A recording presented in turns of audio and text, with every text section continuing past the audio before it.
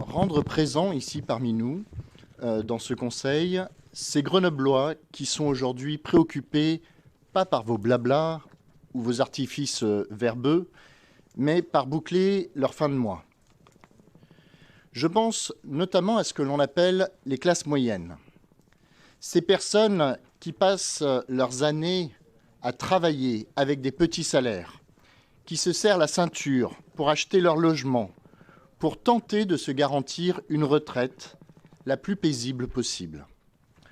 Je ne parle pas de nantis, je parle d'ouvriers, je parle d'employés qui se privent pour rembourser des emprunts immobiliers. J'ai une pensée toute particulière pour les retraités qui, vous l'avez mentionné en début de ce conseil, ne bénéficient que d'une faible pension. Certains n'ont que 700 € par mois, soit 8 400 € de pension par an.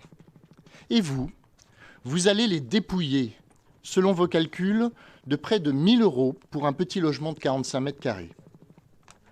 Pourtant, tous ces contribuables grenoblois subissent, eux aussi, l'inflation.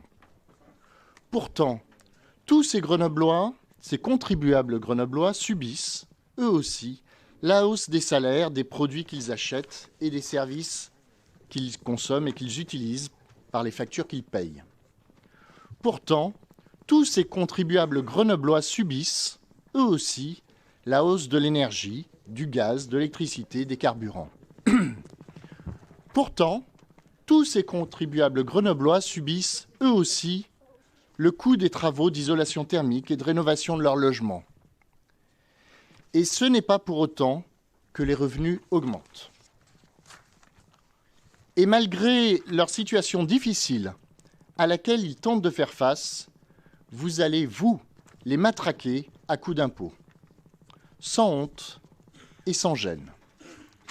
Vous allez, vous, Éric Piolle, amputer encore plus leur faible pouvoir d'achat.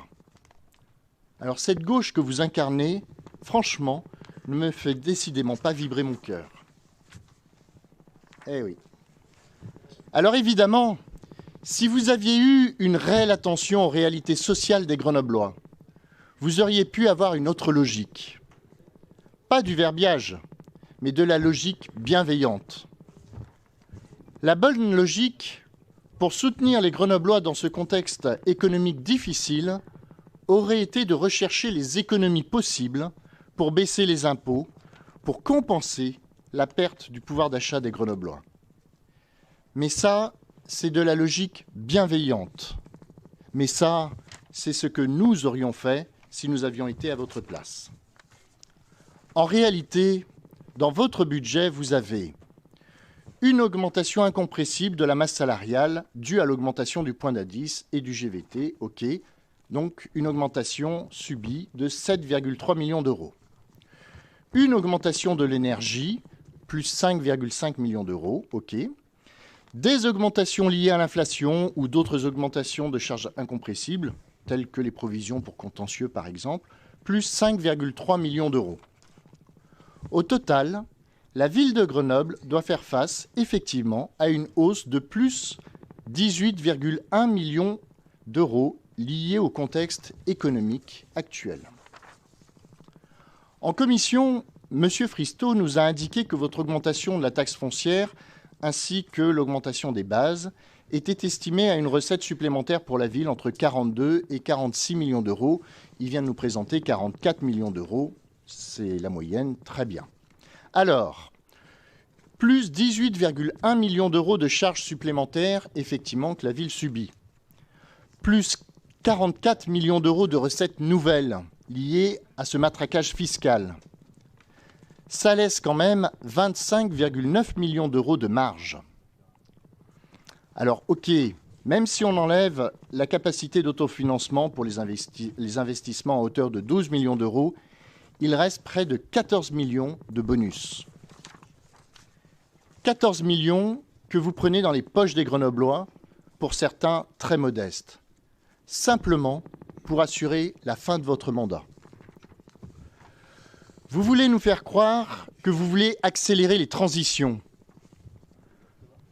Mais vous promettez une subvention aux bailleurs sociaux, au motif de soutenir la rénovation, et notamment l'isolation thermique des bâtiments dont ils sont propriétaires.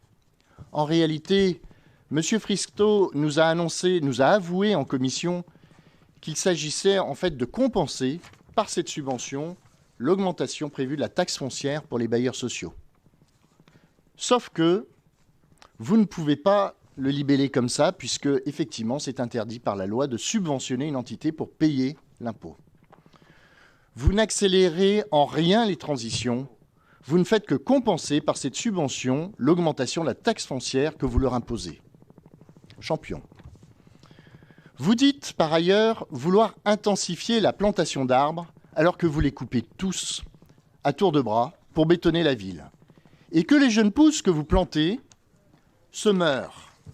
Je prends pour exemple les jeunes arbres plantés dans le quartier Mistral, entre le quartier Mistral et la 480, et dont on apprend que les 3/4 sont morts à ce jour. Champion. Ça vous fait sourire, désolé. C'est la triste réalité. Vous voulez nous faire croire que vous voulez mettre en place un bouclier social pour les Grenoblois. Très beau terme. Mais vous annoncez dans votre robe que, je cite, « les propriétaires modestes pourront être soutenus par les dispositifs d'aide du CCAS ». Alors, très curieux, j'ai quand même posé la question à M. Cada, votre vice-président du CCAS, sur quels seraient les indicateurs retenus pour bénéficier de ces aides, quels étaient les dispositifs mobilisés et quel était le budget prévu, évidemment, pour ces aides. La réponse est que pour l'instant, il n'y a rien. Évidemment, les services du CCAS, mais tous les services, auront du mal à vous proposer des dispositifs puisque, je rappelle, il est strictement interdit par la loi de verser une aide pour payer un impôt. Donc là encore, c'est du vent. Je passerai sur votre promesse de renforcer le service public, alors même que vous avez fermé 2 bibliothèques, alors même que vous avez fermé la structure jeunesse de la Villeneuve. Vous avez fermé la structure d'animation jeunesse du quartier Mistral, privant ainsi les préados et les ados de ces quartiers politiques de la ville de toute structure d'animation. Allez parler d'un renforcement des services publics aux habitants et aux jeunes de la Villeneuve, de Mistral et du Lys Rouge. Ils apprécieront. Mais que les petits, tous ces Grenoblois propriétaires à faible revenu le sachent. La vie est injuste. Et encore une fois, vous savez leur rappeler. Vous allez faire les poches des Grenoblois avec une augmentation subie de plus 32% de l'impôt. Alors que vous-même, Éric Piolle, y échapperez puisque vous n'êtes pas propriétaire à Grenoble. Il est tellement facile de faire payer les autres, de faire payer les plus pauvres, quand vous-même ne verserez pas un sou échappant à la taxe foncière à Grenoble. Que les Français et les Grenoblois le sachent, le maire de la ville la plus taxée de France ne payera aucune taxe foncière dans sa propre ville. C'est bien joué, c'est trop facile, mais c'est dégueulasse.